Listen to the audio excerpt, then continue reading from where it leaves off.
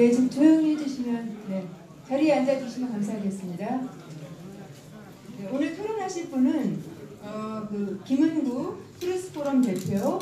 제가 뭐 경력이나 이런 건 간단 생략하고 현재의 보고 말씀드리겠습니다. 그리고 유정호 자유민주연구학회에서 교수님 나오셨습니다. 그리고 여기 계신 분들 많이 읽으셨을 텐데요.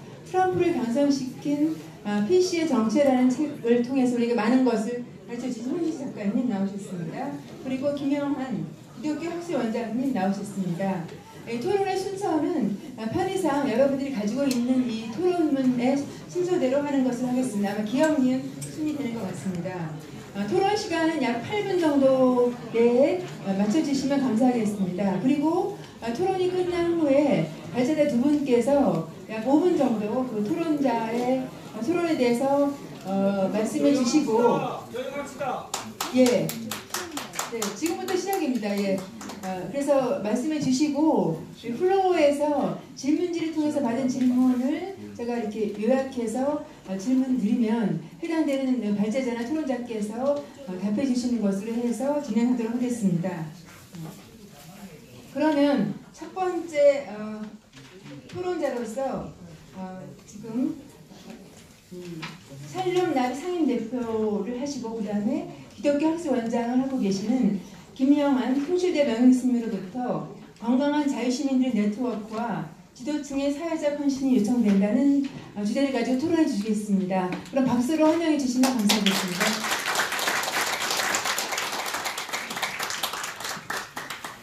예, 반갑습니다. 마인드 300에서 대안 있는 이러한 토의의 장을 마련한 것을 매우 뜻깊다고 생각이 되어집니다. 오늘 첫 번째 발제해 주신 조성길 교수님의 핵심적인 내용은 바로 촛불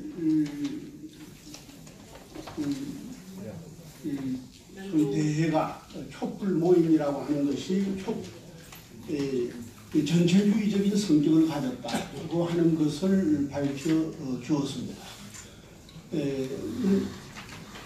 이것은 매우 예리한 정치학자로서의 통찰이라고 생각이 되어집니다. 그래서 저는 목회자와 신학자 그룹에서 일하고 있는데 이런 주제를 보고 특히 목회자들은 뭐 전체주의 이렇게 아니고 상당한 어떤 거부 반응을 가지는 경우가 많아요. 많은데 사실 목회자들이 이런 데 와서 들어야 하는 겁니다. 그러니까 거기서 소위 그 전체주의라고 하는 말의 뜻은 다 이제 아시는 것으로 전제하고 사용했습니다만은 전체주의라고 하는 것은 개인을 전체 속에 해소시키는 것. 그것을 전체주의라고 하지 않아요. 그렇죠?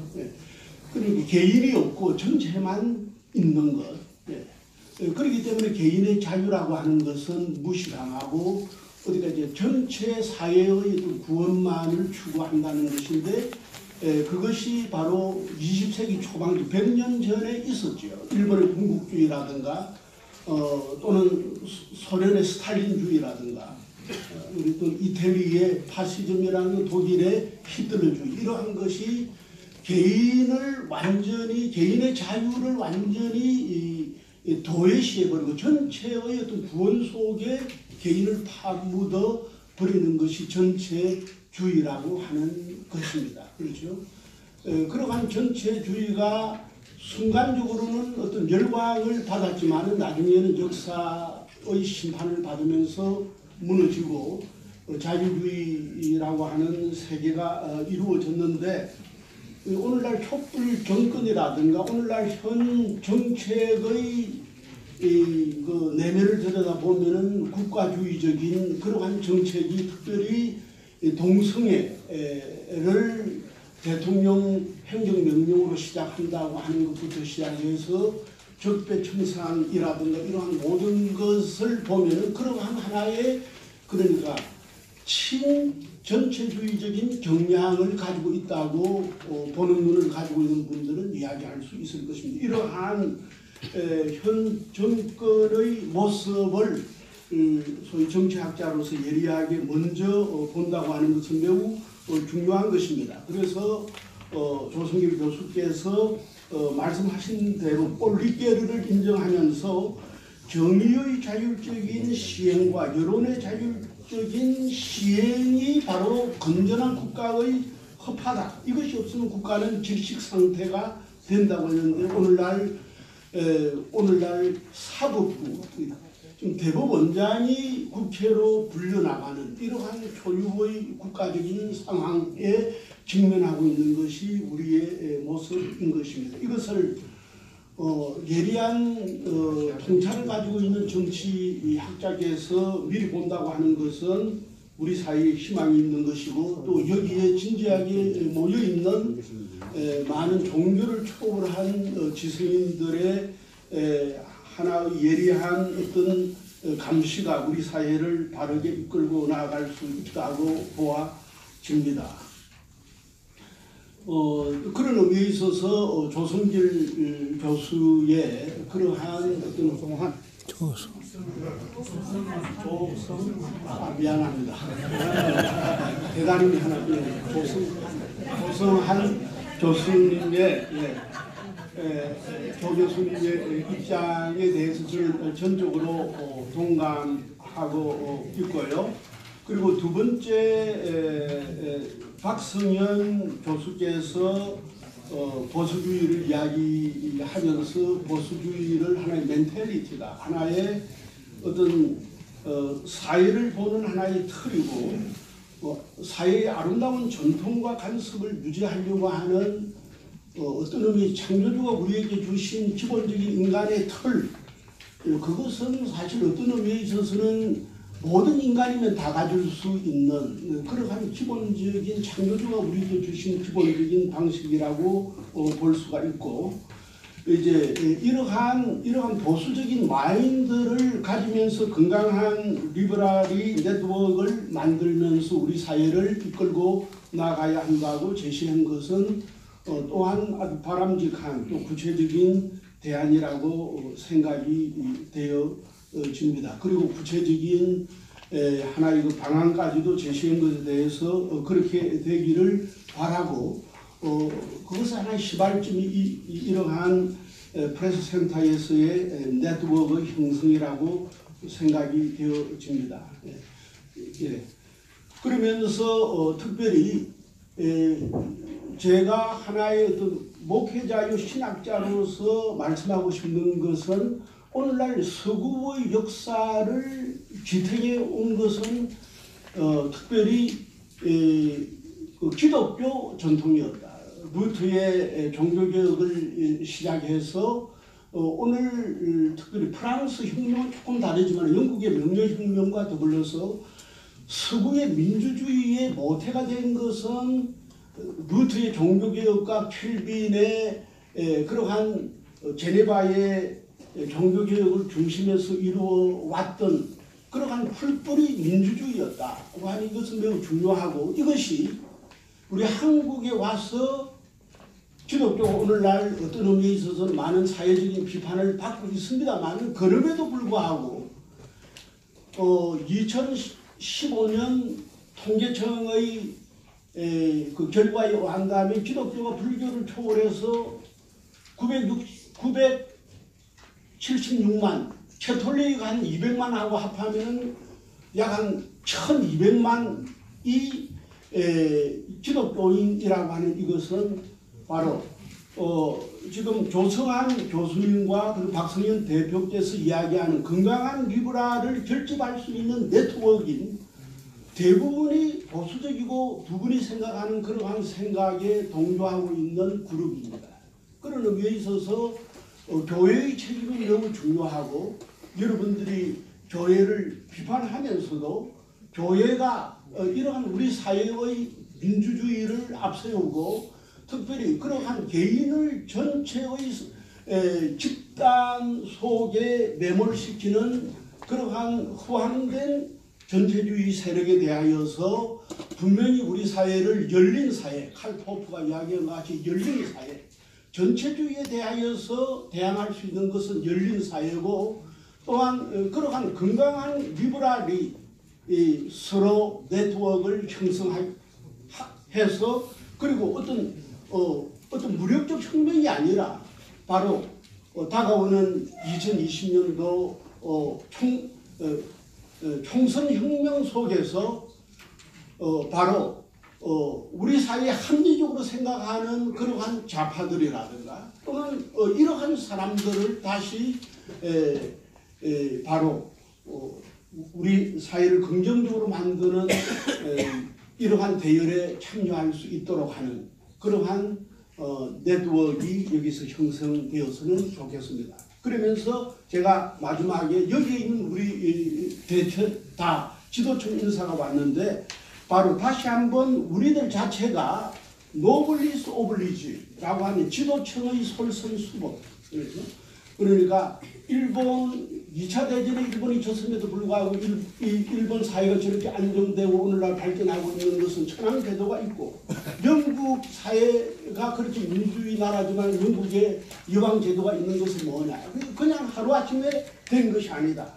바로 엘리트들이 2차 대전에 전쟁에 나가서 자기 자신을 희생하면서 솔선수범하게 지도층이 그 사회를 위해서 희생하는 미랄이 되었을 때 바로 그 사회의 존경을 받게 되었다는 것입니다. 이런 의미에 있어서 오늘날 우리들 자체가 다가오는 총선과 이러한 전체주의적인 위협 속에 있는 우리 사회를 향하여서 바로 이러한 우리 사회를 위한 헌신과 솔선수범이 있어야 하겠다. 이러한 생각을 해봅니다. 감사드립니다.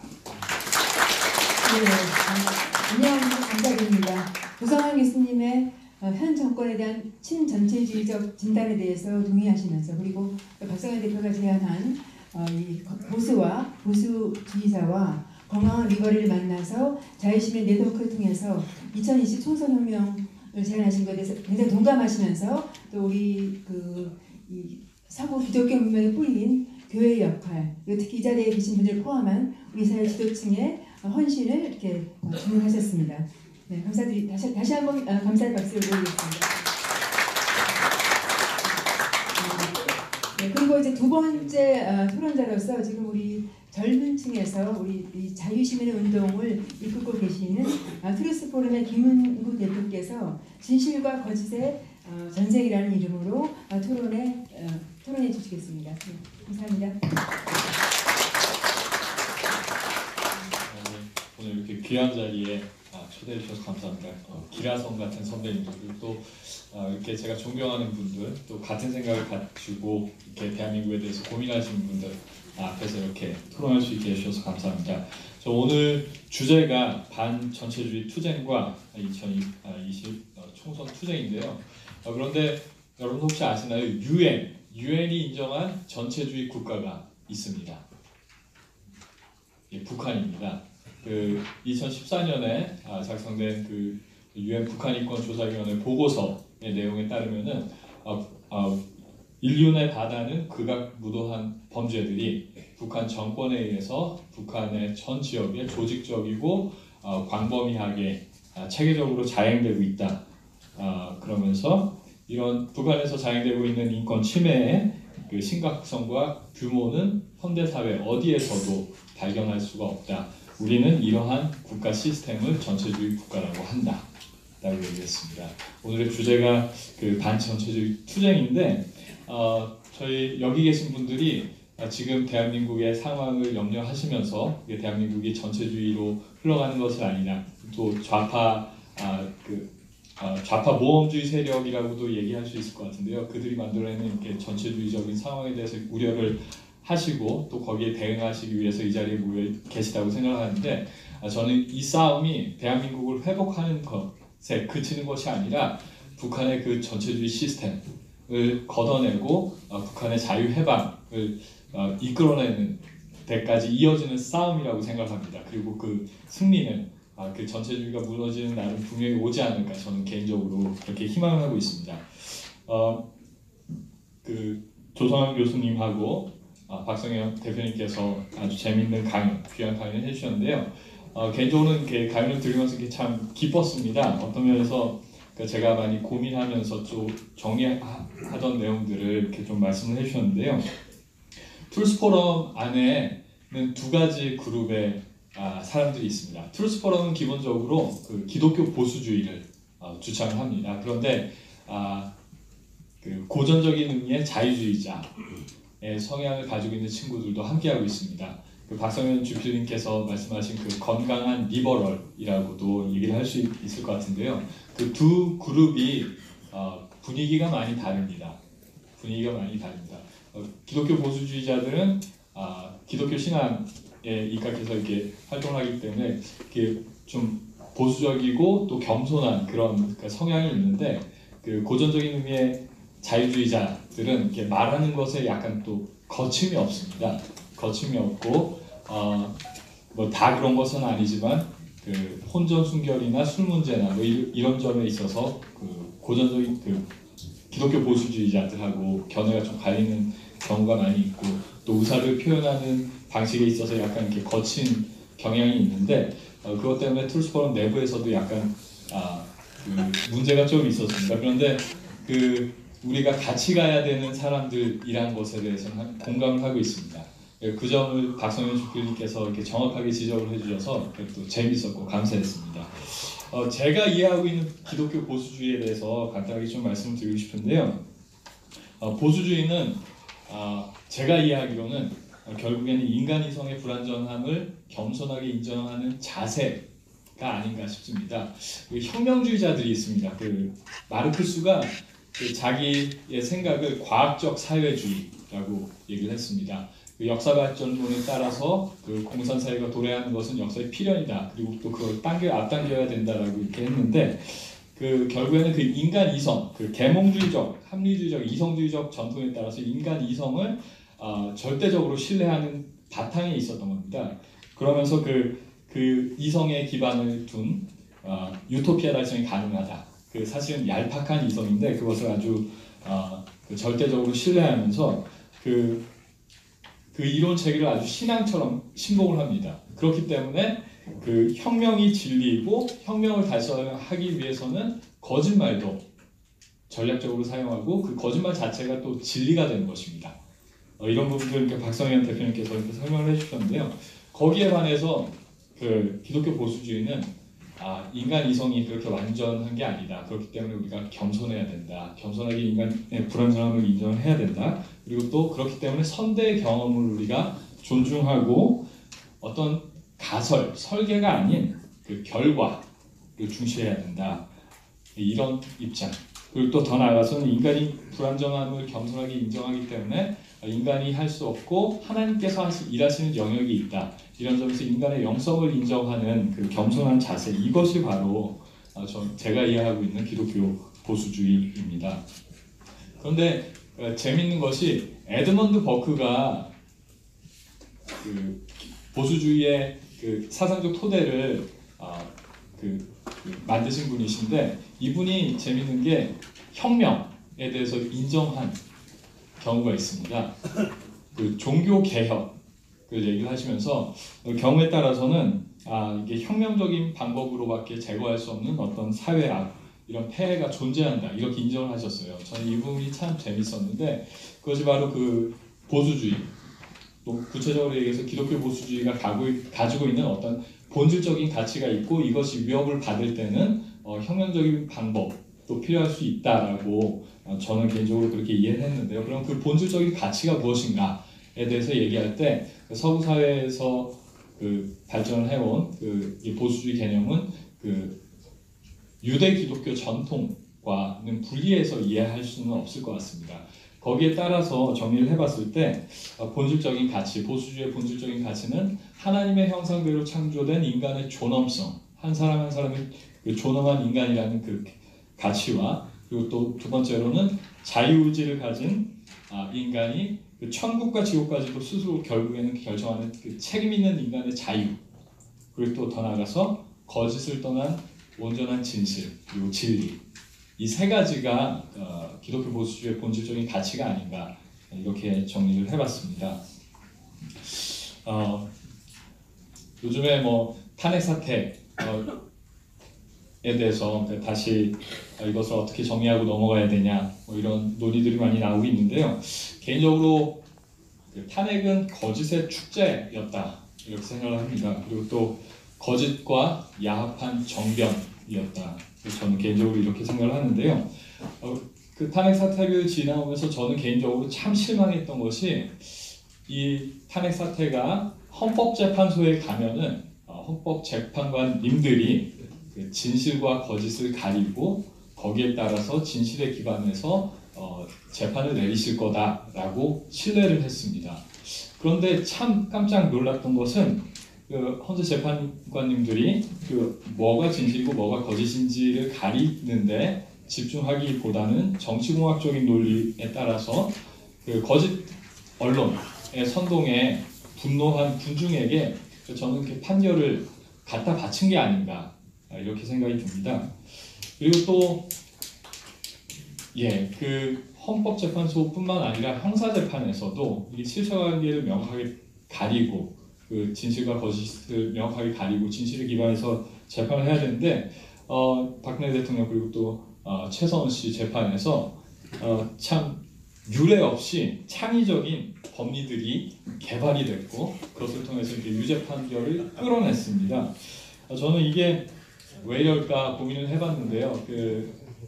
제가 대학 처음에 입학했을 때 같이 이렇게 공부하던 그 친구들 그리고 또 선배들의 성향을 돌이켜 보면은 왜곡된 역사관에 빠져서 그 삐뚤어진 정의감에 사로잡혀 있는 게 아닌가.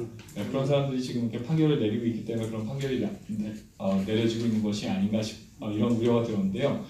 그들의 생각에는 결국에는 간단하게 얘기하면 대한민국은 친일파가 미국에 빌붙어서 세운 부정한 나라고 자본주의는 문제가 아주 많다. 그렇기 때문에 어떤 사람들은 그 해답은 사회주의다. 우리가 혁명을 통해서 사회주의로 나가야 된다. 이렇게 생각하는 사람들이 실제로 있고 그리고 또 거기까지는 아니더라도 자본주의가 잘못됐다. 그리고 대한민국이 잘못됐다. 이런 그 잘못된 인식들을 가지고 좀 삐뚤어진 정의감에 도취해서 그런 판결들을 내리고 있는 것은 아닌가 이렇게 생각이 됐습니다. 그런데 여러분 박근혜 대통령 섹스 비디오 나왔습니까? 나왔습니다. 그리고 또 그 880조 비자금 이 880조라고 했는데 아직까지 아무런 소식이 없습니다. 그렇기 때문에 탄핵 사태에 대해서 우리가 정리하고 넘어갈 때는 거짓이 대한민국 사회를 도배했고 그 거짓이 대한민국의 정치 상황을 뒤집었다는 점에 대한 반성적인 고찰이 있어야 되지 않을까 이렇게 생각합니다. 마지막으로 이승만 대통령께서 휴전협정 체결될 때 이런 말씀을 하셨다고 합니다. 미군이 겁을 먹어서 우리가 여기서 멈춥니다. 북한 동포 여러분. 하지만 그 동포 여러분들을 해방하는 우리 민족의 사명은 결코 잊혀지지 않을 것이고 언젠간 반드시 완수될 것입니다. 이렇게 말씀하셨다고 하는데요. 저는 지금 대한민국 상황이 참 안타까워 보이긴 하지만 이것이 사실 어떤 면에서 또 기회가 아닌가 싶습니다. 탄핵 사태를 돌아보면서 대한민국의 현실을 직시하는 깨어있는 개인들이 늘어나고 있습니다. 저는 이것이 대한민국의 상당히 긍정적인 신호라고 생각하고 그리고 또 이승만 대통령께서 하신 약속이 이루어질 그날이 다가오고 있는 것이 아닌가 또 다가오게 해야 하는 것이 아닌가 이렇게 생각을 하면서 토론을 마칩니다. 감사합니다.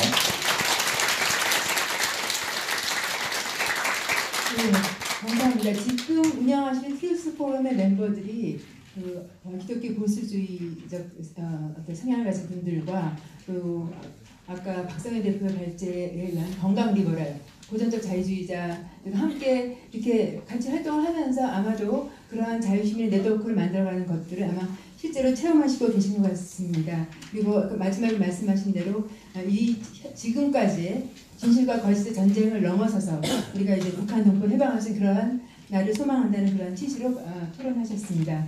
네, 다시 한번 감사드리겠습니다. 다음으로는 자유민주연구학회의 유광호 교수님께서 전체주의의 소리는 자경 지식인들의 문제다라는 주제로 토론해 주시겠습니다. 네. 네, 유광호입니다.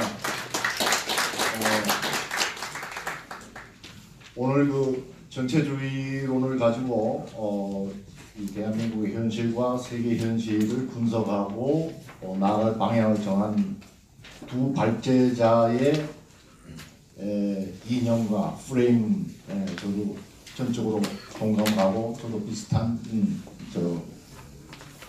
작업을 하고 있기도 합니다. 전적으로 공감합니다. 그래서 제가 거기에 다른 이론을 내놓을 입장은 아니고요. 그래서 일종의 주석을 붙인다고나 할까요? 예, 몇 가지 관련되는 말씀을 드림으로써 책임을 다하고자 합니다. 제가 보기에 지금 대한민국 현실 역사적 순간, 대한민국 역사적 순간은 제2의 6.25 전쟁이다 이렇게 봅니다. 예. 제1차 6.25는 전면 남침이었습니다. 전면전이었습니다. 재래식 전면전쟁이었고, 그런데 남쪽에서는 그들의 우군 공산주의 세력이 봉기하지 않았습니다. 지금 어떻습니까? 지금은 전복 전쟁의 형태를 띠고 있습니다. 그런데 북한의 남한혁명 전략인 민족해방 민주주의 혁명 전략을 신봉했던 세력이 지금 대한민국의 정권을 잡고 많은 개변을 일으키고 있습니다. 어찌 보면은 대한민국과 자유민주주의 체제의 운명으로서는 더 위험한 지경이다라고 우리가 경계하지 않으면 안 될 것입니다. 지금 이걸 어떻게 저지하고 대한민국의 자유민주주의를 재건하느냐가 문제가 될 것입니다. 만약 향후 그것이 가능하면은 그 자유의 파도는 평양으로 들이쳐서 북한 지역에 잡혀가지고 지금까지 전체주의에서 인간이기를 거부당하고 있는 2000여만의 우리 국민들을 해방하게 될 것입니다. 자, 그러면은 이런 지경에 이르게 된 어떤 사회 심리적이라고 할까요? 사상적 상황은 어떻게 된 것이냐? 그걸 오늘 두 분 발제자는 앙심, 르상띠망이라는 개념도 사용하셔가지고 처리를 했습니다. 저도 매우 동감합니다. 사실 영어의 resentment보다 더 강한 게 프랑스 말 르상띠망 같은데요. resentment를 원망 정도라고 하면은 르상띠망은 더 강한 어감을 줘야 되기 때문에 저도 앙심이라는 말로서 좀 구분하면서 써왔던 것을 오늘 우연히 같은 번역을 쓰게 된 것을 만나서 반가웠습니다만, 그런데 이 모든 것들이 그 이유는 지식인들에게 있다고 생각합니다. 예. 인류 역사 전체가 지식인 대 지식인의 싸움이었습니다. 기존 체제를 운영해가는 지식인과 거기에 도전하는 새 지식인 그룹의 싸움, 이것이 여러 가지 양태를 만들어 오고, 거기에 이제 소위 민중, 매스, 보통 사람들이 동원되는 거죠. 모빌라이즈 되는 거죠. 기본 구조는. 이걸 이제 민중사관이라고 해서 마크시즘에 입각한 사고방식 입각에서 모르니까 먼 밑에서 뭐가 이루어진다고 보지만은 역시 이를 꾸미고 주도하는 건 지식인이고, 거기에서 정치인들이 나오고 부가가치를 창조하는 사람들도 나오고 이렇게 되는 거죠. 예. 이 문제를 우리가 놓치면 안 된다. 그래서 항상 지식인 문제에 집중해야 됩니다. 이렇게 봅니다. 지식이란 말도 intellectual, 기본적으로 기존 문명에 대해서 비판하고 추상적인 사고에 의해 가지고 그 불완전할 수밖에 없는 흠결을 쥐어뜯는 이 비판자들, 그 속에서 권력을 추구하는 지식분자들이 사실 진지식인의 본령으로 서양에서도 그렇고 우리도 그렇게 알고 있죠. 거기에 반대하는 이제 저 같은 먹물은 사실 엄밀한 의미에서는 지식이라고 하기는 좀 뭐하다. 그래서 영국의 폴 존슨은 카운트 인텔렉츄얼, 반지식인이다.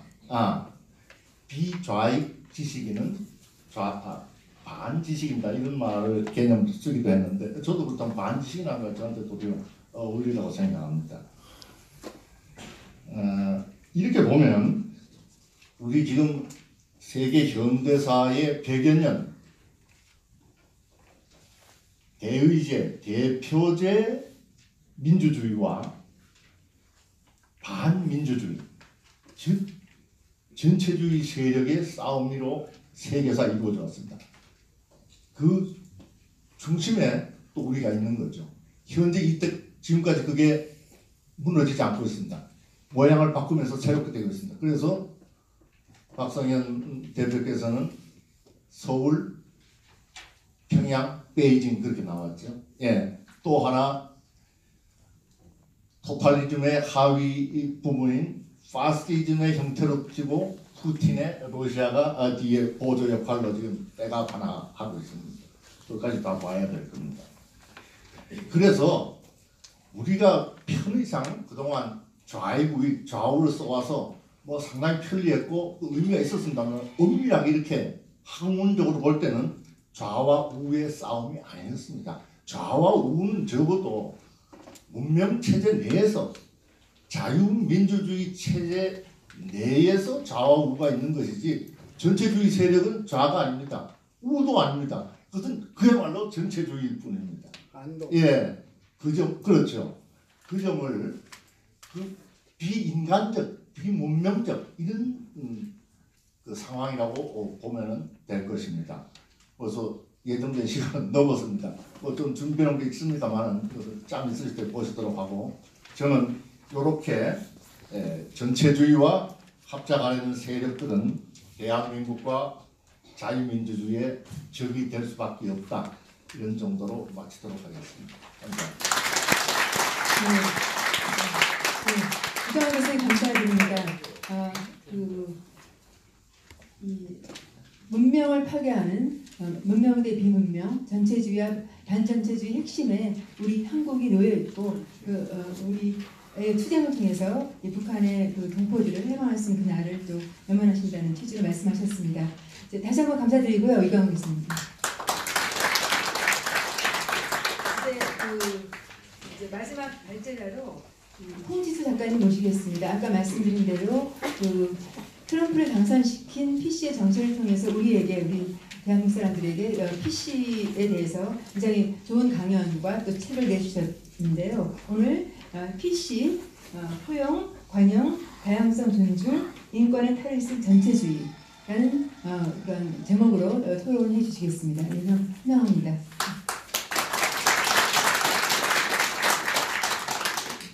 배포된 책자에 들어간 칼럼 그냥 읽어보시면 될 것 같고요. 저는 좀 딴 얘기를 해드리겠습니다. 제가 잘 팔리지도 않는 책 달랑 한 권 쓰고 작가라는 타이틀 달고서는 지식인의 모임에 와서 이렇게 이래라 저래라 훈수 두는 것 자체가 우리나라가 지금 얼마나 개판인지를 보여주는 단지예요. 제가 요새 그 펜앤마이크 칼럼을 통해서 내부 총질한다고 욕을 엄청 먹어갖고 지금 기대 수명이 굉장히 늘어났어요. 근데 명중률이 형편없나 봅니다. 지금 사망한 사람은 하나도 없어요. 내부 총질을 그렇게 해댔는데도. 요즘에 문정권 비판하는 거는 뭐 거의 국민의 한 20% 빼고 전 국민의 스포츠가 됐죠. 그래서 문정권 비판하는 거는 정말 땅짓고 헤엄치기입니다. 그래서 저는 앞으로도 내부 총질을 계속 할 겁니다. 전부들 집 바깥에 나가서 대문방만 열심히 쓸면 뭐합니까? 집안에 똥물이 흐르는데 제가 벌레를 좀 훔치겠습니다. 그리고 내부 총질하는 김에 오늘도 한두 방 쏘고 나가야 되죠. 대통령 탄핵하는 앞잡이 역할을 한 대통령을 가시나라고 부른 머스마가 아직도 여의도에서 활보를 하고 대통령 출당시킨 방자가 이도령 행세하는 이 현실이 정말 안타깝습니다. 그리고 맞습니다. 그리고 여러분 코카콜라 너무 많이 드시지 마세요. 네. 몽덩김은 짜릿할지 모르지만 그게 몸에 백해무익한 설탕물에다가 카라멜 색소 탄 겁니다. 맞습니다. 무슨 뜻인지는 다 아시리라고 생각해도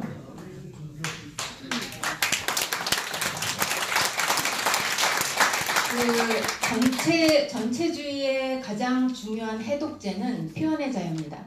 예. 그런데 요즘 우리나라뿐만 아니라 미국 그리고 서구 전역도 주류 언론이 정권의 편입니다. 전체주의에 부역하는 언론들이에요. 제가 독어를 못하고 불어도 부실해서 영어권만 대충 보고 있는데 주류 언론들이 전부 좌익이 장악했습니다. 학계 문학에는 말할 것도 없고. 근데 여러분이 그 서구 사회가 모두 그 표현의 자유를 존중한다고 알고 계시는데 진정한 표현의 자유가 존재하는 나라는 미국밖에 없습니다. 미국에서는 헌법 수정 제1조 에서 의회는 표현의 자유를 억압하는 그 어떤 법안도 제정할 수 없다고 못 박아놓고 있어요. 이런 조항이 있는 나라는 미국밖에 없습니다. 그래서 요즘 제가 제 강연을 보신 분들은 다 아시겠지만 요새 성소수자나 아니면은 불법 체류자나 그리고 서구 사회에 이민 온 그 무슬림들에 대한 비판은 절대로 못하게 하고 있죠. 그 증오 표현을 규제한다는 미명하에. 그래서 여러분 그 우리가 지상낙원이라고 알고 있는 스웨덴 같은 경우에는 증오 표현, 국적이나 종교나 인종을 바탕으로 한 경멸적인 표현을 하면은 최고 2년 이하의 징역에 처해질 수 있습니다. 미국에서는 절대 그럴 수가 없어요. 근데 미국에서도 증오 표현이라고 해서 사회적으로 직장에서 해고되거나 아니면은 여러분 잘 아시는 소셜미디어에서 퇴출되거나 그런 일이 빈번하게 일어나고 있습니다. 법적으로 제재만 못할 뿐이지 굉장히 보편적인 지금 현상입니다. 제가 그 우리나라 지식인들께 정말 실망하고 좀 당부드리고 싶은 게 있는데 우리나라에서 지금 미국 주류 언론이 얼마나 좌경화돼 있고 정말 가짜 뉴스를 살포하는지 잘 모르고 계신 것 같아요. 아직도 우리나라 주류 언론은 그 뉴욕타임즈나 CNN이나 워싱턴 포스트 같은 주류 언론에 나오는 보도를 거의 뭐 바이블, 성경처럼 생각합니다. 아직도 인용하고 있어요. 저 지난번에 펜앤마이크에서 그 뉴욕타임즈에서 한 기자가 방한을 했는데 그 기자를 인터뷰한 내용이 기사가 올라갔는데 그 뉴욕타임즈 기자가 그렇게 얘기를 했어요. 언론은 사실을 확인하고 진실을 추구해야 된다. 그래서 제가 거기 달린 기사에 달린 댓글을 이렇게 봤습니다. 근데 제가 떠들어서 그런지 아니면은 스스로 깨달으셨는지 모르겠지만 거기 댓글이 이런 게 달려 있더라고요. 야, 뉴욕타임즈 네가 그런 소리 할 자격이 있냐? 그렇게 달려있는 걸 보고 지식인보다 그 댓글 다는 네티즌의 수준이 훨씬 높다는 걸 제가 깨달았습니다.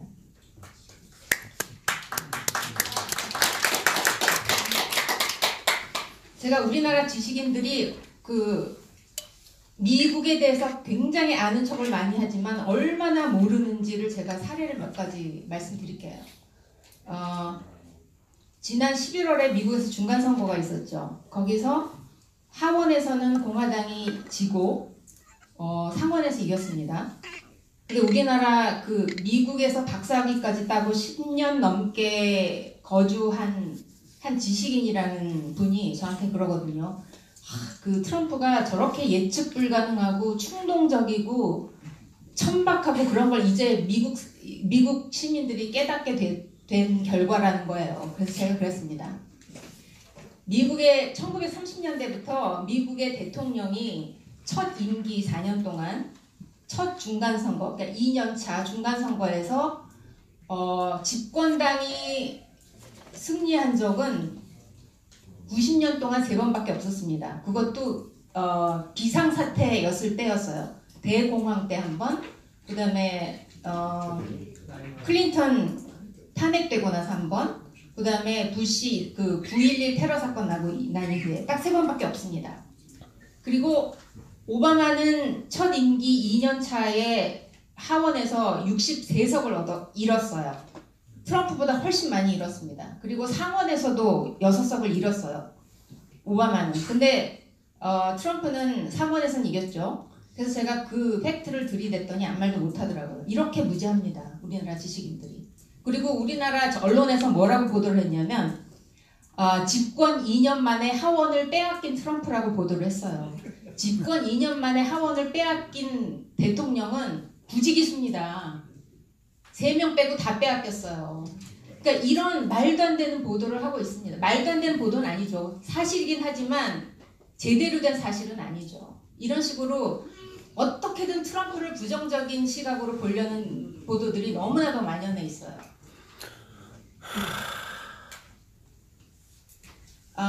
어저께 제 그 트럼프를 당선시킨 피스의 정책 커버를 그린 사람이, 그 그림을 그린 사람이 미국 사람입니다. 미국 남자인데 알바니아에서 미국으로 이민 온 무슬림이에요. 옛날에 무슬림이었는데 이제는 종교를 버리고 무신론자입니다. 어제 이제 그 이메일이 왔는데 그 표지 그림이 너무 마음에 든다고 프린트해달라고 하는 사람들이 있는데 프린트해줘도 되겠냐고 해서 하라고 그 커버를 마음에 든다는 사람도 있어서 정말 기쁘다고 제가 그러면서 우리나라에 지금 오바마에 상응하는 사람이 대통령을 하고 있다 그랬더니 삼가 조의를 표한다면서 바라건대 오바마만큼 우리나라를 말아먹은 정도로 말아먹지는 않았으면 좋겠다고 그렇게 그 덕담을 해주더라고요. 저한테 덕담인지 모르겠지만 하여간 그렇습니다.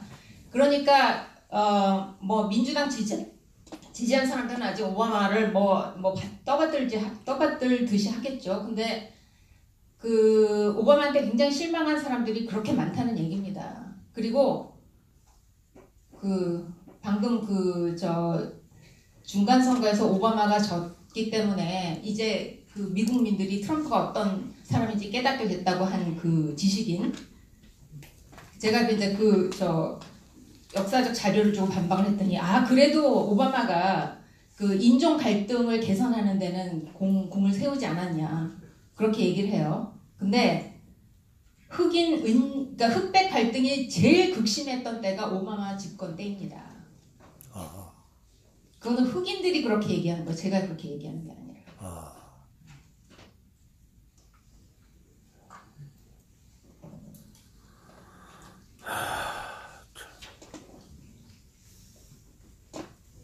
그리고 얼마 전에 또 그 우리나라 지식인 한 사람이 문 정권이나 트럼프 정권이나 자기 입맛에 안 맞는 뉴스는 모두 가짜 뉴스라고 한다 하면서 동일선상에서 비판을 하더라고요. 근데 우리나라는 주류 언론이 다 문 정권 하수인이죠. 미국 주류 언론은 다 지금 그 트럼프에 반대입니다. 트럼프에 반대하는 언론들이에요. 그리고 지금 미국의 언론은 언론의 자유를 넘어서 아주 언론의 방종을 누리고 있습니다. 방종을. 가짜 뉴스를 아주 그 대량 생산해내고 있어요. 예를 들어서 얼마 전에 시리아에서 철군하겠다고 발표를 했죠. 그 트럼프 정권에서. 근데 워싱턴 포스트에서 2018년 4월 19일에 맥스 부트라는 군사 역사학자가 있습니다. 군사 역사학자가 있는데 상당히 유명한 사람이에요. 그 사람이 그때 어떤 얘기를 했냐면 트럼프는 그 워싱턴 포스트에 실린 기사에서 트럼프는 제대로 한 게 하나도 없다. 왜 시리아에서 철군하지 않는지 모르겠다. 이런 칼럼을 썼습니다. 근데 12월에 트럼프가 시리아에서 철군한다고 발표하고 났더니 12월 19일 날 지난해 12월 19일 날 똑같은 사람이 칼럼을 썼어요. 트럼프가 시리아에서 철군하는 거는 미국의 적에게 아주 큰 크리스마스 선물을 안겨주는 셈이다 라고 썼더라고요. 똑같은 사람이 똑같은 사안을 놓고. 그러니까 트럼프가 A를 하면 A를 한다고 비판하고 B를 하면 B를 한다고 비판합니다. 그리고 제임스 매티스 국방장관이 해임됐죠. 해임되고 나서 우리나라 기사들을 쭉 봤더니 뒤끝 장렬 트럼프 매티스를 해임하다 뭐 이렇게 나왔어요. 뒤끝 장렬은 뭡니까? 내셔널 리뷰라는 그 보수 성향의 잡지가 있어요. 그 잡지에 빅터 데이비스 한슨이라는 군사 역사학자가 매티스의 해임과 관련해서 기사를 썼습니다. 그런데 매티스가 해임된 이유는 여러 가지겠지만 그 중에 중요한 이유가 정책적 갈등이에요. 트럼프와. 매티스는 파리 기후 협약에서 미국이 탈퇴하는 거 반대했고 이스라엘의 수도를 예루살렘으로 인정하는 정책에 대해서 반대했습니다. 그리고 이란 핵협정에서 탈퇴하는 것도 반대했고요. 그 다음에 트랜스젠더 군 복무 규정을 수정하는 것도 반대했습니다. 이렇게 굵직굵직한 사안에 대해서 최고 통수권자하고 갈등이 있으면 당연히 사임하는 수밖에 없죠. 그리고 매티스가 국방장관으로 근무한 기간이 그렇게 짧지도 않았어요. 보통 다른 국방장관들에 비해서. 그러니까 이런 식으로 굉장히 왜곡된 보도를 하고 있습니다. 우리나라에서.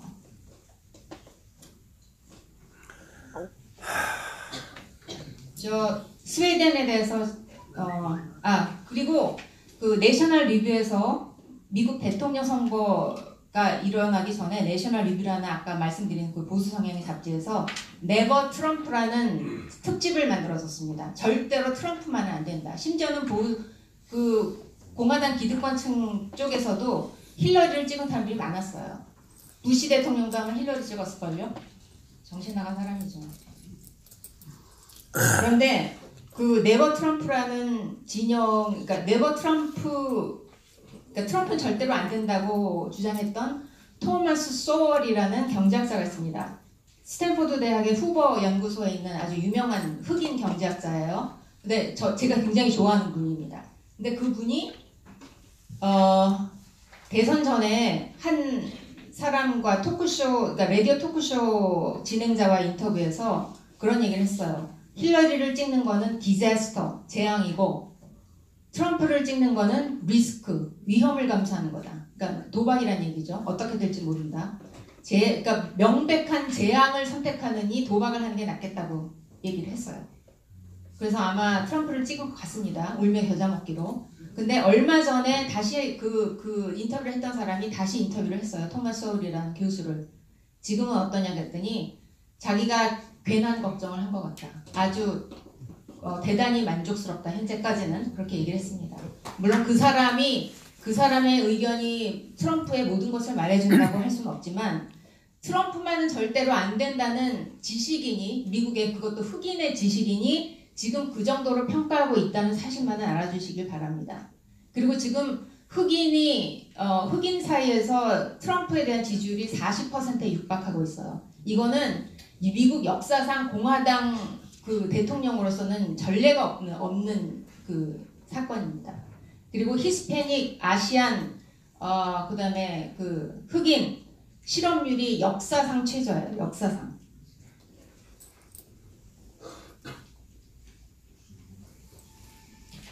저희가 마무리해야겠네요. 토마스 소월 교수가 이런 얘기를 했습니다. 신세대는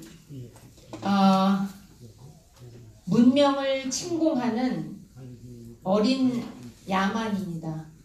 신세대는 신세대가 등장할 때마다 문명화시켜야 된다. 그런 얘기를 했습니다. 근데 우리가 너무 경제적으로 풍족해지면 자연히 나이가 들고 그러면 자연히 보수 성향이 된다고 너무 안이하게 생각하고 젊은 세대에 대한 자유민주주의와 시장경제 가치를 소중하게 생각하는 교육을 너무 소홀히 해오지 않았나 그런 생각이 듭니다. 우리 모두의 책임이라고 생각합니다. 맞습니다. 감사합니다. 전체주의의 해독제는 표현의 자유인데 지금 한국과 또 미국에서 일어나는 자유화된 언론 문제점 그리고 트럼프 행정부에 대한 여러 가지 바로 잡혀지지 않은 실상을 많이 이야기해 주셨습니다. 그럼 다시 한번 감사드립니다, 홍 작가님. 시간이 좀 경과됐지만 조금 더 질문도 있고 또 발제자분들의 말씀도 못 들었기 때문에 한 20분 정도 더 진행하도록 하겠습니다. 그래서 먼저 조성환 교수님 네 분 토론에 대해 하실 말씀이 있으면 5분 정도 말씀 부탁드리겠습니다. 원래 말을 잘 못 끊는 사람이라서 아주 짧게 하겠습니다. 하나는 어려울 때 절망함이 좋습니다. 근데 어려울 때 직시하고 살아날 이걸 실현으로 받아들이면 제도약이 됩니다. 비온 뒤 땅이 굽죠. 이왕 맞은 흉악한 삼축의 전체주의적 도전 우리가 실현이라고 생각하고 여러 가지 불피했던 부분을 다시 보고 우리 안에 남아있는 자유의 내용에 대해서 다시 한번 새기는 그런 시기를 만들어야 되고 그런 측면에서 저도 이 숙청하고 공포 숙청을 하는데 저는 개인적으로 두려움이 별로 없어요. 자유로운 의지로서 맞설 수 있는 내용도 있고 싸워서 이기는 논쟁을 해서 저들의 그 정체를 판단하고 있으니까 그러니까 우리 아까 기독교 보수주의 혹은 보수주의 그리고 고전적 자유주의자들의 자유의 개념을 다시 제가 확산하는데 그 20세기 최고의 현상학자고 철학자인 폴 리케르가 아레트 다음으로 그런 이야기를 했어요. 아까 내가 한번 이야기를 했는데 지금 우리 사회에 명백하게 문제로 제기된 게 이 광란이 일어난 것은 업무에 의해서 소위 말하자면 언론의 자율성, 독립성이 아니라 언론이 역사의 공모자가 되었습니다. 그 혁명의 이름으로 그것도 파괴 반동의 이름으로 그 정도까지 해서 사실은 문정권과 586은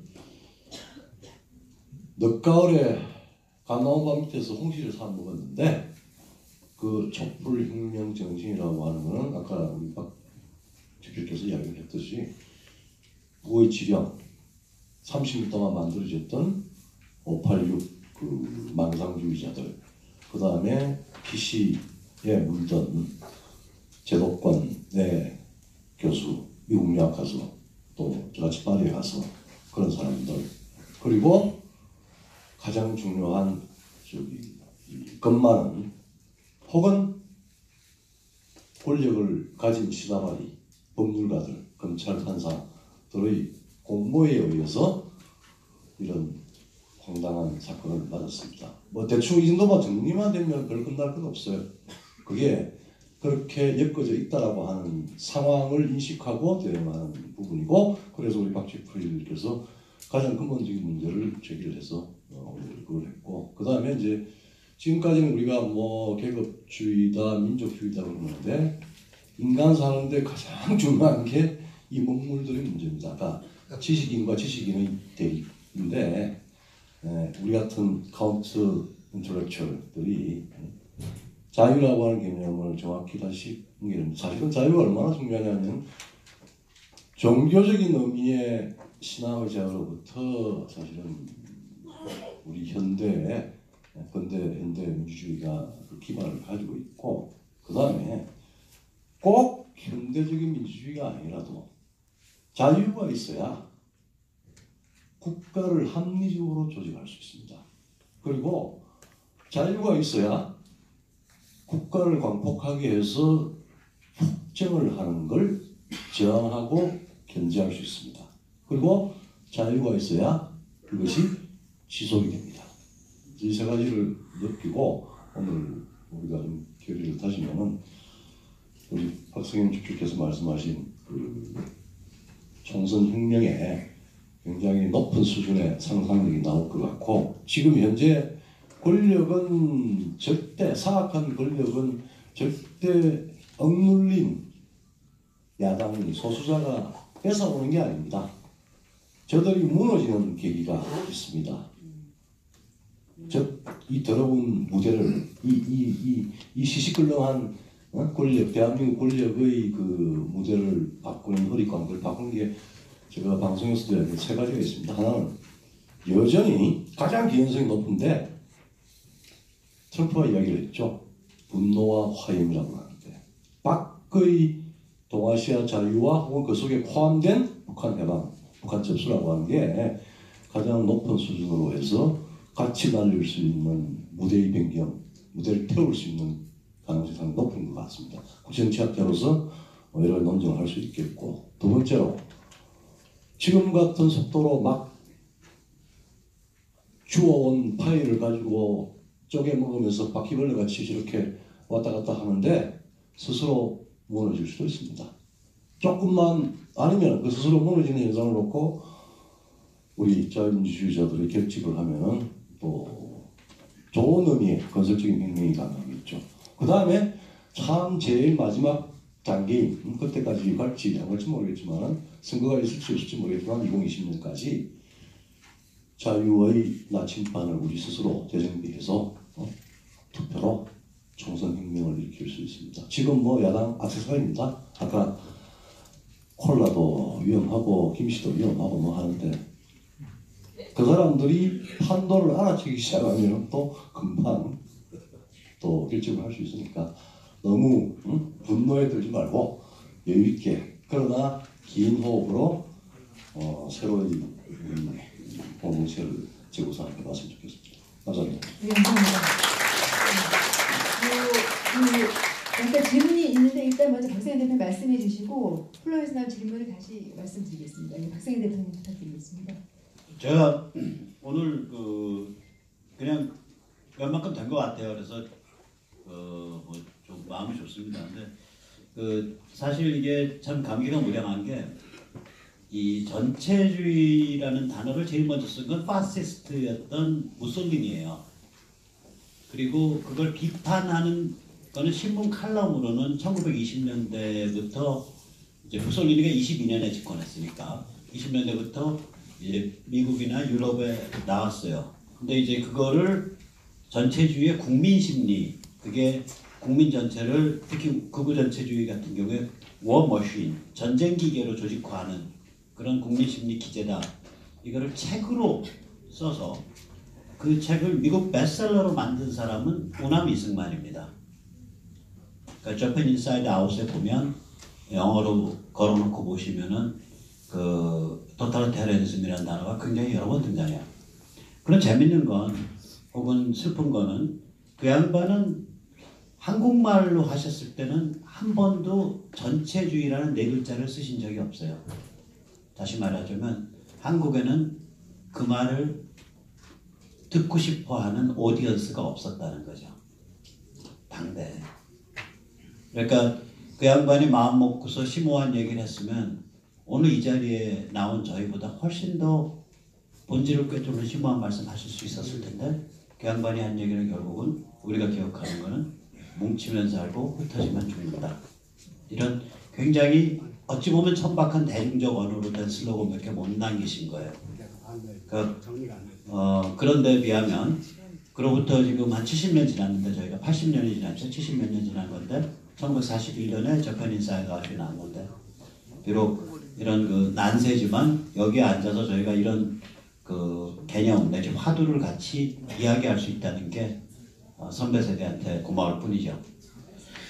아까 이제 그 홍지수 작가께서는 원래 이제 그 장기대로 무엇인가 미국에 매우 근본적인 변화가 일어나고 있다. 저도 그런 것 같아요. 굉장히 근본적인 변화거든요. 그러니까 PC를 저렇게 전면적으로 적으로 규정하고 그러니까 미국 공화당 주류에서조차도 쟤는 안 돼 라고 한 트럼프가 이끌면서 이러한 정치적인 그런 성과를 내는 거거든요. 이게 다 굉장히 근본적인 변화예요. 이 변화가 앞으로 어떻게 될지 우리가 한번 자세히 들여다볼 필요가 있고요.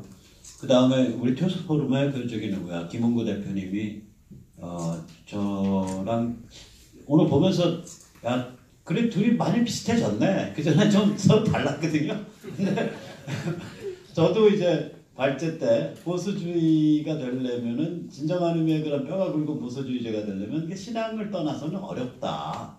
저는 이제 그 종교형 문턱 바깥이니까 저는 스스로를 나는 뭐 그때 이름을 달면은 그 진정한 의미의 뼈가 굵은 그런 그 무직한 보수주의라기보다는 약간 맛이 간 그런 고전 리버럴 혹은 건강 리버럴에 해당한다. 그리고 둘이 힘을 합쳐야 된다 이런 얘기를 했는데 또 김 대표님도 그런 경험을 현실에서 하고 있는 거예요.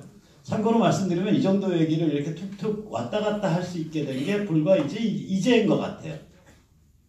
제가 이 바닥에 그러니까 직업적 돌아다닌 게 한 9년 되는데 이 바닥에서 이 정도 화두를 가지고 서로 경험을 상조할 수 있게 된 게 제 기억으로는 오늘이 처음인 것 같아요.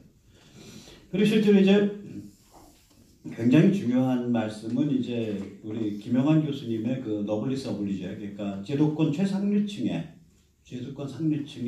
결단과 결심이 요구된다라는 말씀하고, 그리고 우리 유광호 교수님의 싸움은 지식인대 지식인의 싸움이다라는 말씀인데 이 두 개가 저희 마음을 무겁게 합니다.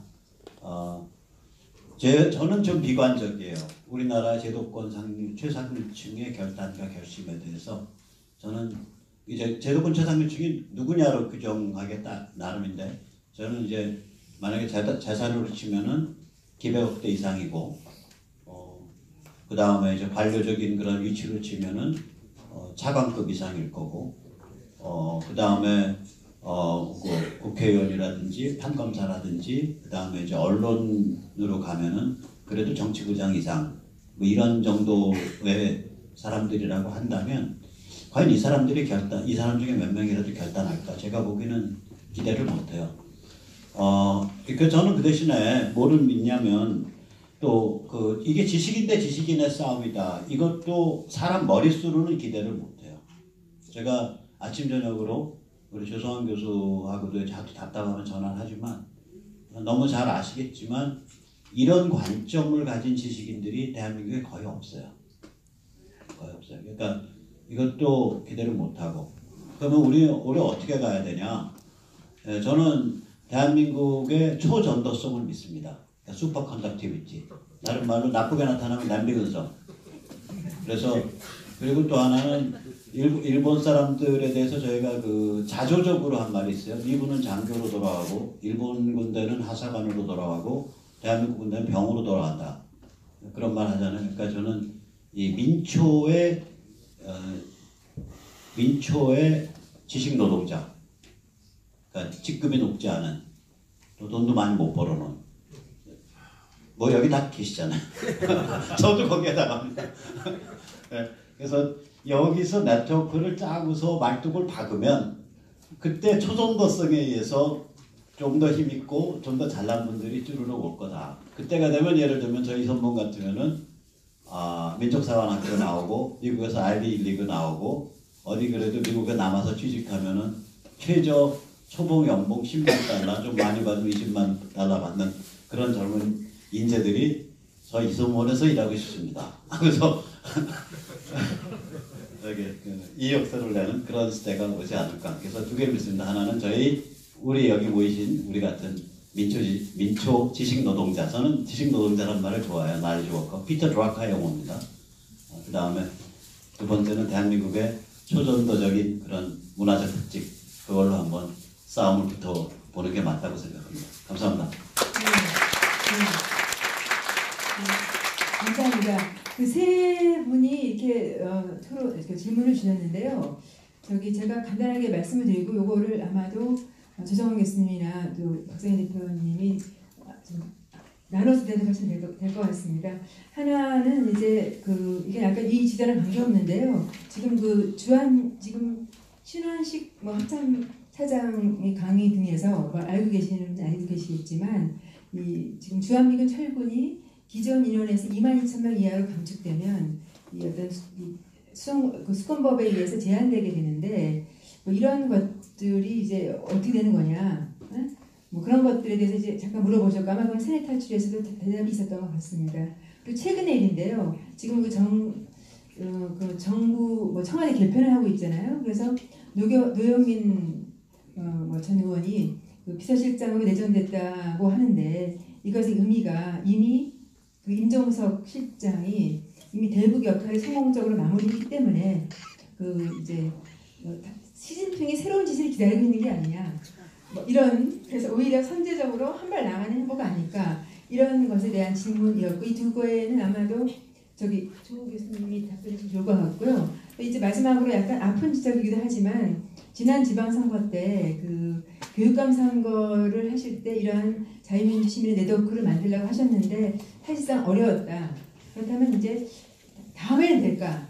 거기에 대해 실천적인 좀 방안이 있어야 되지 않을까 이런 질문을 이상복 님께서 하셨습니다. 이거를 박성현 대표님이 간단하게 대답해 주시면 좋겠습니다. 예, 조 대표님, 조 교수님부터. 예.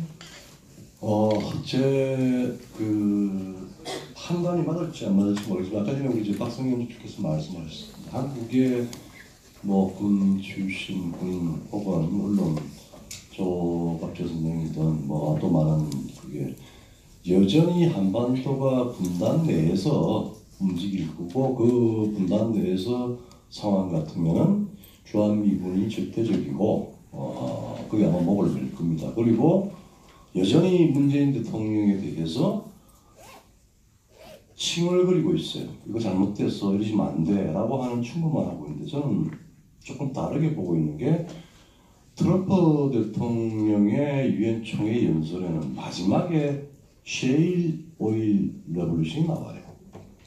지금 시진핑 중국이 판단을 잘못해서 주권 침해를 한 거는 20세기 기축 에너지인 크루드 오일 때문에. 그래서 1대1로 중에서 바닷길로 해가지고 소위 중동 산유 센터로부터 중국에 이르는 소위 시레인을 확보를 하겠다라고 하는 아마 나름대로 자기들의 긴박한 판단 때문이었는데 그 직후에 한 4년 5년 된 셰일 오일 혁명은 기축 에너지 축을 크루드 오일은 왜냐하면 트럼프 대통령의 연설에 보면 중국은 우리가 embrace 안아줬는데 우리 가슴에 비수를 꽂았잖아. 주권을 함부로 침략했잖아. 그럼 두 번째 오펙 20세기에 그렇게 안전까지 보장을 해줬는데 지금 세계를 분열시키고 있잖아. 3, 40명밖에 가지고 있지 않으면서 그 다음에 마지막에 차베스 같은 지금 차베스 같은 정권이 우리나 그럴 거예요. 그런 흉악한 사회주의는 용서 못해. 그럼 마지막에 결론에 미국 지도자로서는 처음으로 대통령이 직접 우리는 셰일 오일을 했고 미국은 셰일과 함께 세계를 번영케 하리라 그렇게 했습니다. 다음 나왔죠. 어떤 이야기냐면은 미군이 문제가 되는 건 여러분들 내가 이런 이야기하면 좀 그런데 미국은 본토에 군대를 많이 가지고 있는 게 아닙니다. 작게 이야기하면 800군데의 미군이 전 세계에 퍼져 있습니다. 또 좀 규모에 따라 줄일 수가 있는데 한 450만 평? 그것도 중국의 심장? 중원을 바로 겨냥하는 450만 평의 기지를 가지고 있어요. 아마 그 이야기는 우리 방위비 분담금 지금 문 대통령의 선제 무장 해제 그걸 보면 우리가 돈을 많이 내야 된다는 게 트럼프의 논리 아니겠습니까? 그래서 아마 나오는 걸 거고 저는 그런 측면에서 미국의 이익과 관련돼서 미국은 벌써 작년에 와서 재작년이 됐구나. 청와대에서 문재인 대통령하고는 아무런 동맹으로서 의미 있는 이야기 안 했습니다. 인도태평양 라인에 대해서 여기 사인했는데 홍장표가 아까 우리 사인한 거 아니다라고 이야기했죠. 근데 국회에 가서 여러분들이 북한의 핵에 대응할 수 있는 가장 근본적인 가장 강력한 무기는 여러분들의 체제다. 자유민주주의 체제고 시장경제다. 그리고 북한은 노예국가, 우리는 자유국가, 인권국가다. 인권이 없는 노예국가고 여긴 자유의 세계다. 난 미국인은 이 가치의 체제의 동맹이 영원하리라고 본다. 지원할 거다 그랬습니다. 그러니까 그렇게 생각하면은 우리 군 출신의 저도 잘 아는 장군께서 걱정을 하는 건 좋은데 트럼프의 지금 닥터링이 나오고 부통령이 이야기를 하고 하는 걸 보면은 국제정치에서 가장 강자가 현상 유지가 아니라 이 지역을 중국을 손치시키고 북한 접수 해방까지를 포함하는 동아시아 자유화라고 하는 화두로 이 지역의 질서를 현상 변경적으로 재구축하겠다라고 하는 전략의 일단이 나왔다고 봅니다. 그러면 우리는 장기적으로 보면 뭐 단기적으로는 좀 페시미스틱하지만 장기적으로는 세계적인 센터가 될 수 있습니다. 지금 한국은 세계 정치에 이런 허황된 아주 무능한 정권이 있지만은 남북한은 세계 정치의 아주 핵심입니다. 세계 정치 모든 게 다 걸려있는 게임이 모든 게 다 걸려있는 핵심으로 등장을 했습니다. 자, 그걸 믿고 우리가 자유를 각성하고 정치권까지 이 눈치를 알아채게 되면은 이 정권 될 것 아닙니다. 두 번째, 청와대 개편 비서실장 두 가지 이건 정치평론가가 아니니까 첫 번째는 좀 강하게 이야기했는데 그 속을 누가 어떻게 알겠습니까? 첫 번째는 큰 이상한 요소들이 있으니까 현직에서 나와가지고 정권에 부담을 주지 말아야 된다. 지금 조국 민정수석의 민정 파트에서 벌어졌던 여러 가지 스캔들 이거 이상의 뭔가를 미리 원초적으로 없애버리자라고 하는 이야기도 있고 그건 희망사항이고 두 번째는 나와서 지금 뭐 다 말하자면 저쪽 편 주자들이 지금 다 제거된 건지 스스로 그냥 파면한 건지 유력한 사람들이었고 어저께서는 유시민 씨 같은 사람까지 얘기가 나오고 있습니까? 그러니까 국회에서 정치적으로 그 세력들이 정치권으로 대권을 완벽한 말하자면 친전체주의 정권을 만들기 위해서 정치 활동을 하러 나온 건지 그 두 가지 평가에 대해서는 뭐 조금 더 지켜보면 그 결과가 나오겠습니다. 이상입니다. 네, 감사합니다. 박성현 대표님도 아까 이제 뭐 작년 지방선거, 지방교육감 선거 때 이제 제가 뭐 이선몰이라고 표방을 해갖고 사실은 별로 그렇게 뚜렷한 효과는 못 냈죠. 효과는 못 내고 이제 요걸 또 바가지로 먹는 게 효과가 못 냈으면 망해야 되는데 그 와중에서 또 멤버십은 한 1000여 명 구축해서 자급자족적인 그러니까 자생적인 그 조직 그러니까 기반을 형성됐거든요. 그래서 저는 오히려 이제 그렇게 얘기하고 싶은 거죠. 뭐냐면 전국적으로 예를 들면 우리 역사적인 포럼 나와 계시잖아요. 저분들이 이제 대한문 태극배의 이제 그 진행에 핵심적인 역할을 하시는 근데 이제 멤버십이 좀 이제 범위를 어떻게 보냐에 따라 다른데 100에서 200명 정도 될 거예요. 이런 전국적으로 이제 보면 꼭 그 태극기든 또 다른 이유든 그런 그 기본 틀을 갖고 있는 데들이 좀 있어요. 그래서 투트랙인데 그런 데들이 참여단체로 참여했을 때 그럼 이제 대부분은 이제 참여를 하면 아까도 잠깐 말씀드렸지만 자기 멤버 다 안 넣어요. 그냥 대표자만 등록을 하거든요. 그럼 이제 대표자 등록하는데 어떤 종류의 활동을 통해서 온라인이든 오프라인이든 활동을 통해서 실제 멤버들이 다른 단체의 멤버들하고 선거구에서 혹은 광역단에서 교류할 수 있는 그러니까 실제적으로는 서로 다 네트워킹되는 그런 방식을 그런 정치공학 그 작품을 하나 디자인해야 된다. 이제 하나는 그거고요. 제일 크게 이제 그래서 그리고 이제 두 번째는 그때와 좀 달리 이번에는 이게 판이 워낙 큰 판이니까 어떻게 갈 거다라고 예측을 하고 그 사물이 진행했을 때 딱 필요한 것들이 있거든요. 예를 들어 정보 시스템이다, 뭐다 이런 것들이 있어요. 오늘 당장 시작하면 구축해서 안정화되는 데까지 서너 달씩 걸리는 거. 이런 중요한 것들을 그냥 미리 다 깎아놓으려고 그래요. 미리 아까 말씀드린 이선모 같으면은 좀 뭐 여유 있는 재원은 아니지만 멤버가 있고 재원이 있으니까 미리 그런 걸 다 깎아놓으면 일이 그렇게 가면은 그때 쓰면 되고 못 가면 할 수 없죠. 그냥 땅에 묻어버려야죠. 어떡해요. 안 썼으니까. 누가 그 낭비했다고 저 배임으로 이렇게 고발하시려고 낭비실 때는.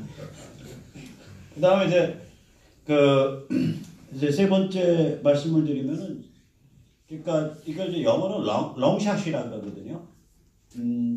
저희가 돈이 있습니까? 아니면 저희가 뭐 조직이 돼 있습니까? 아니면 저희가 교사 조직을 교사판에 초중고 교사판에 가면 저희가 우세입니까? 아니면 대학에 가면 저희가 우세입니까? 조중동 기자사회에 가면 저희가 우세예요? 법조에 가면 저희가 우세예요? 저희가 다 열세거든요. 그러니까 힘과 돈이 있는 데서는 저희가 다 열세예요. 그러니까 이건 애초에 게임이 안 되는 게임이에요. 냉정하게 힘과 돈이 있는데 모든 사회 분야에서 저희가 다 열세인 놈들이 판을 어떻게 뒤집을 거냐고요. 이럴 때는 방법이 하나밖에 없어요. 판이 저절로 뒤집힐 거라고 생각을 하고 뒤집힐 때를 겨냥해서 롱샷을 때려버리는 거예요. 그러니까 예를 들어서 미중전쟁 더 진행할 거다. 그 다음에 그게 뭐 구불구불 돌던 어쨌든 간에 북한 해방 진행될 거다. 그 다음에 문재인이는 저렇게 폐악 히스테리로 자멸의 길을 계속 갈 거다. 그 다음에 이런 거 겪으면서 자유시민은 점점 더 각성돼 나올 거다. 이 네 개의 변수가 어울려져서 점점 더 증폭돼 갈 거다. 이 다이내믹이. 그걸 전제로 해놓고 저기다 대고 쏘는 거죠. 그러면 지금 상황이 앞으로 6개월 후에 저기로 갈 거고 여기서부터 저희가 지금 쏜 게 6개월 동안의 비행을 해서 탄도가 6개월 후에 저기서 꼽히면 저기서 맞을 거다 이거예요. 롱샷 뺏기는 방법이 없어요. 예, 여기까지입니다. 좀 늦어졌지만 지금 또 많은 분들이 계시기 때문에 한두 가지 질문을 마저 마무리하면서 먼저 그 김영환 교수님 아까 잠깐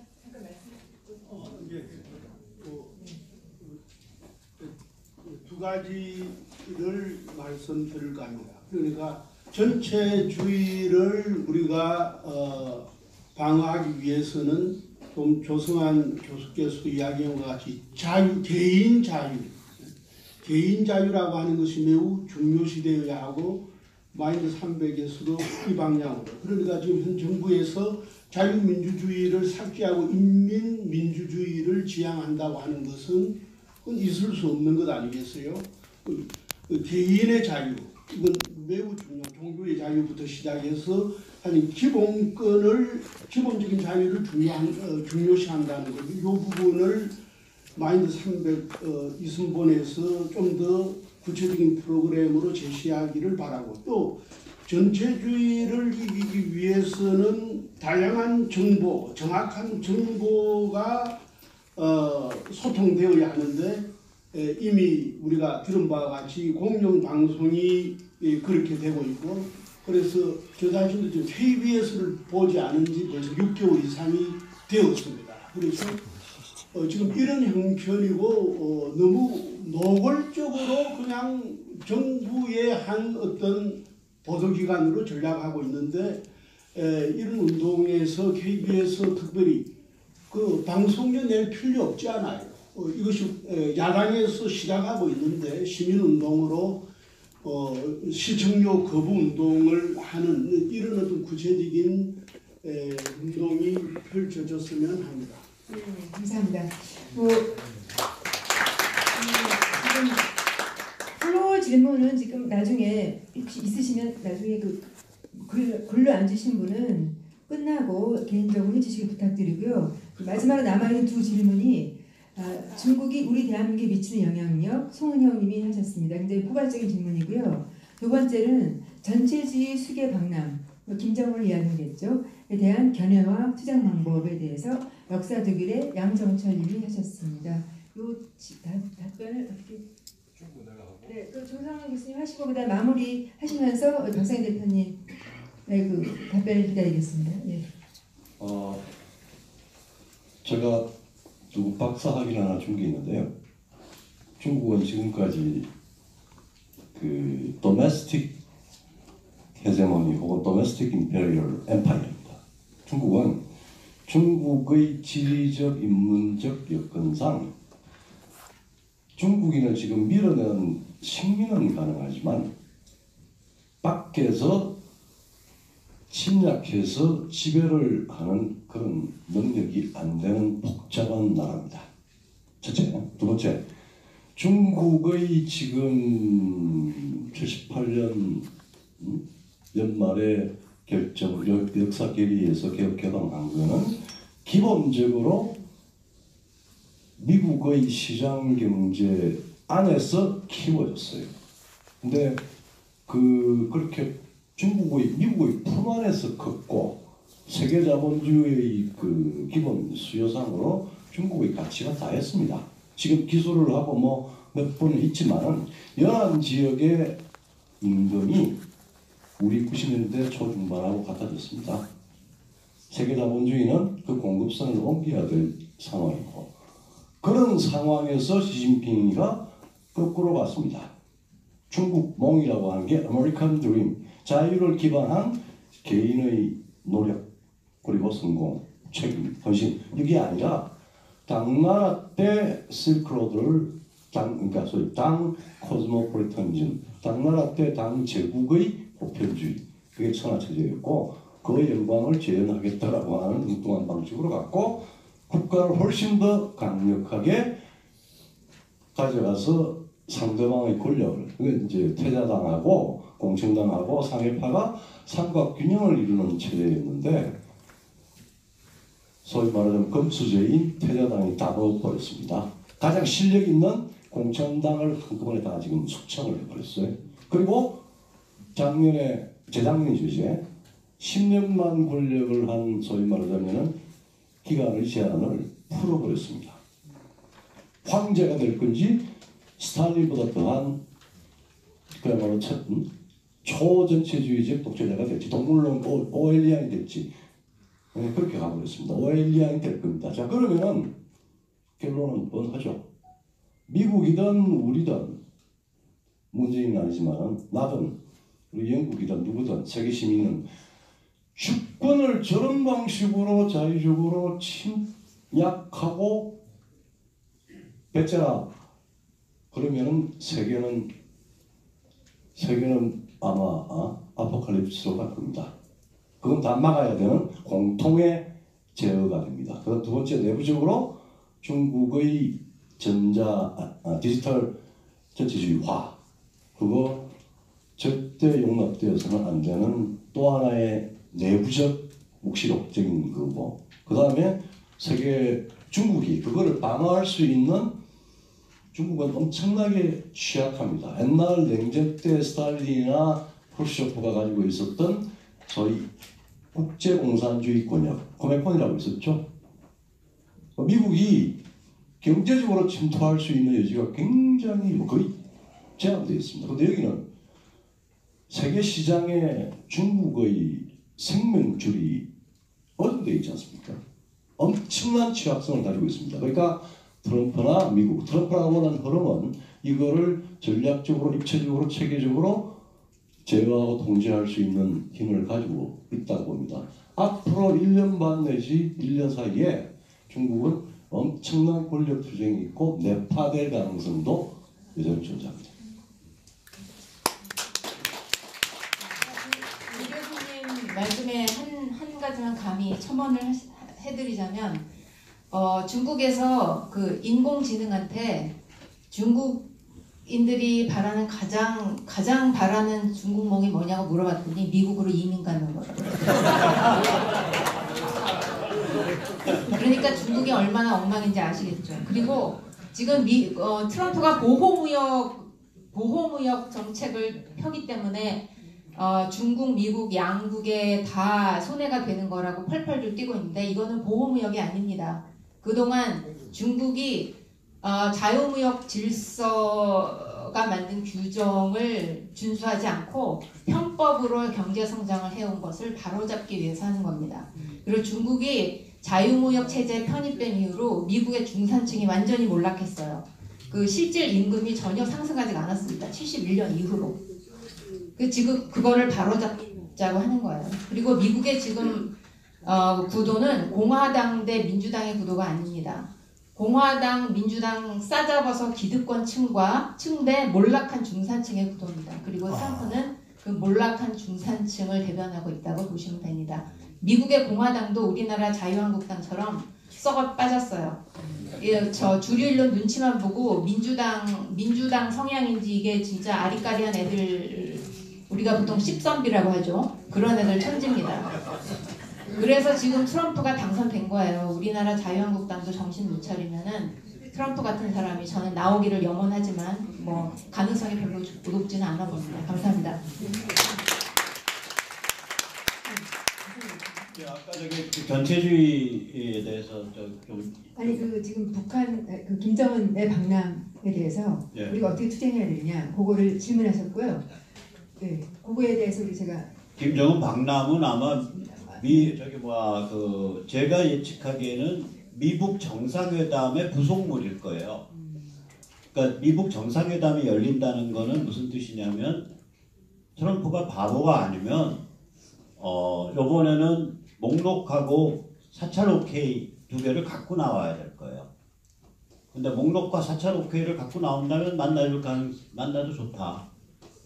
그리고 트럼프가 2차 하면 여기에 한번 와도 좋은데 그때 오면은 그건 이제 우리는 우리대로 또 투쟁해야죠.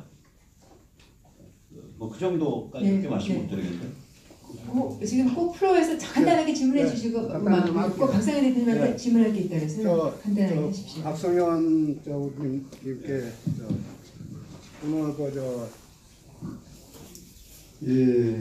우리 우파 애국 우파의 운동에 대한 이론적인 규명은 매우 큰 의미가 있다고 생각합니다. 조성환 교수나 두 분께서 오늘 해서 저희들도 주변에서 저도 애국 포럼을 지금 하면서 태국 집회에 매주 빠지지 않고 나가면서 고민 중에 하나가 이론적으로 그 사람들하고 말싸움해서 막힐 때가 많아요. 저 나름대로 논문도 써보고 공부도 많이 하지만 저놈들은 조직적으로 쭉 체계적으로 공부하는 놈들이고 우리는 또 그렇지 않은데 오늘 그런 좋은 데서 방향을 제시해 줬다 해서 감사를 드리는데 문제는 두 가지예요.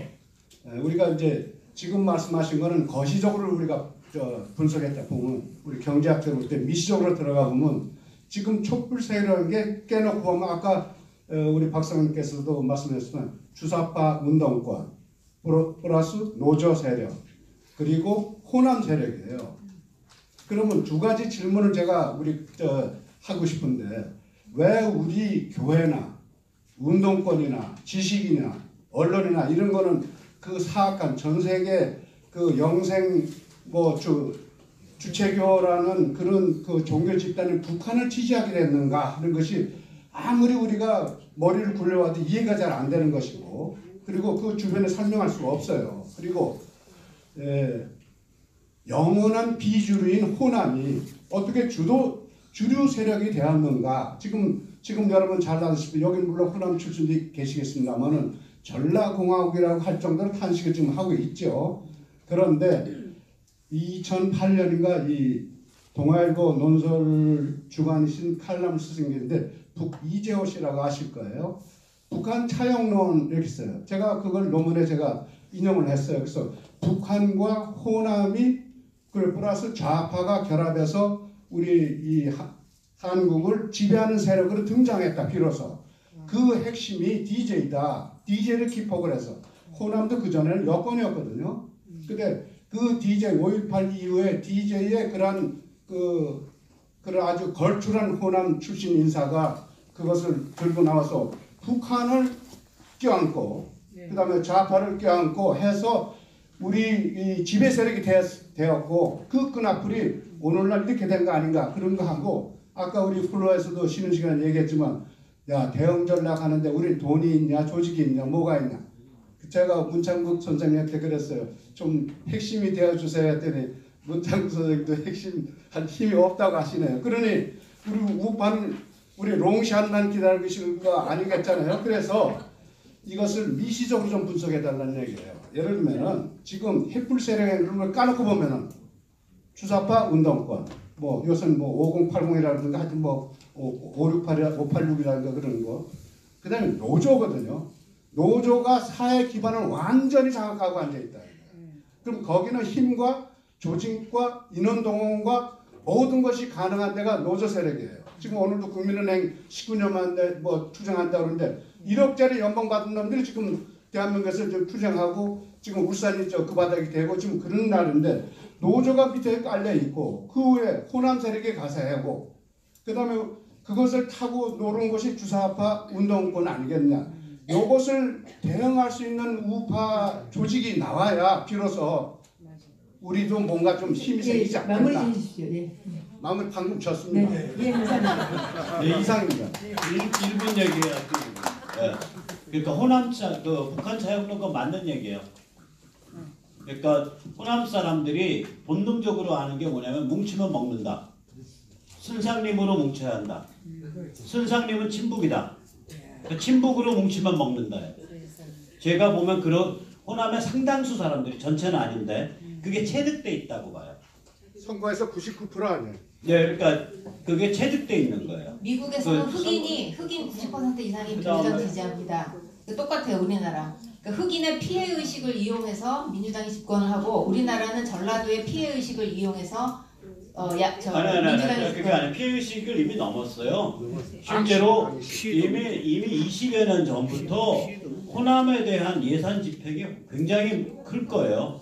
제가 오히려 다녀보면 저게 전두환 마을 합천은 그렇고 그 옆쯤 가면은 제일 도로도 안 좋고 그래요. 호남 쪽 가면 막막 뚫려 있다고. 왜 그렇게 됐냐? 그걸 어떻게 깰 것이냐? 아까 말씀드렸잖아요. 정치 게임에서 그 게임하면 이긴다라고 호남인들 중에 상당수가 체득하고 있어요. 그러니까 정치적으로 세련돼 있어요. 우리는 그걸 깨야 될 거 아니야 앞으로. 깨려면 우리가 모여야죠. 그러니까 두 번째 얘기 이제 답 드릴게요. 지금 시간이 많이 됐기 때문에 두 번째 게 뭐냐면요. 우리는 예를 들면 우리나라 금융노조 쪽을 만들어내서 그게 저런 성향으로 이끌은 건 누구냐면 내일신문이고 연합통신 그거 때 무시무시한 사람이 장명국 씨 같은 분이에요. 이게 다 레코딩이 되기 때문에 제가 씨라 그러고 분이라고 부릅니다. 제가 운동권에 서울대 운동권 출신 중에 인정하는 두 사람이 있는데 한 명이 장명국이고 한 명이 박원순이에요. 박원순은 서울대 출신 아니지만 이라는 그러니까 그 정도 급이라고 생각하시면 그보다 훨씬 파워풀한 사람. 그 대한민국에 그래도 우리한테 좀 희망이 있는 건 장명국 씨가 이제 연세가 많으셔서 이제 1인이 넘으셔서 좀 그래 또 고위직을 많이 하셔서 많이 느긋해지셨기 때문에 좀 희망이 있지. 만약에 장명국 씨가 저보다 한 2살밖에 안 아니면 저는 이민 가요. 그 정도로 무서워합니다. 그러니까 우리는 어떻게 해야 되냐? 우리 아무 기반도 없잖아요. 그러니까 어떻게 해야 되는 거냐면 결국에 가서는 그게 직접적 멤버십이든 개인 단위 멤버십이든 참여단체 멤버십이든 저희가 힘을 쓸 수 있는 임계치가 저건 4만으로 봐요. 저는 두 개 합쳤을 때. 그리고 제대로 압도할 수 있는 게 40만 정도에서 압도된다고 봐요. 그러니까 4만이면 대개 유권자의 0.1%고요. 40만이면 유권자 1%입니다. 그게 그 옛날에 민노당 한참 힘썼을 때요. 민노당에서 연일 간첩 사건 나와도 계속 민노당 찍는 사람이 유권자 1% 나와요.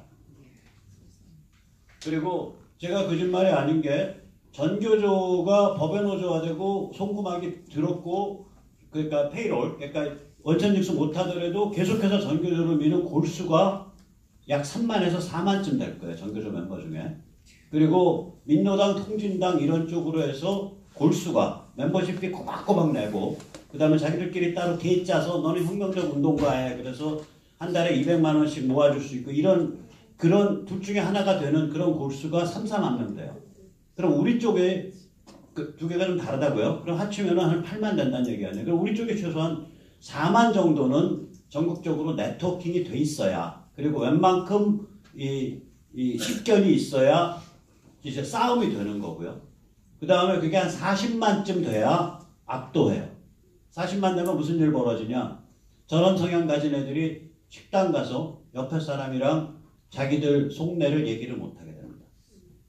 그게 그렇게 무서운 숫자예요. 그리고 저희의 장점은 뭐냐면요. 쟤들은 밥줄로 모여 있는데 저희는 개개의 생활인들이잖아요. 그러니까 바깥의 인터페이스면이 넓어요. 바깥의 인터페이스면이 쟤들보다. 그게 약점일 수도 있어요. 아니요. 그러니까 개개의 생활이니까 모이기가 힘들죠. 이해관계가 없으니까 서로. 결속력이 없고. 예. 근데 그러니까 아이디어로 모여야 돼요. 저희는. 그러니까 정신으로. 예.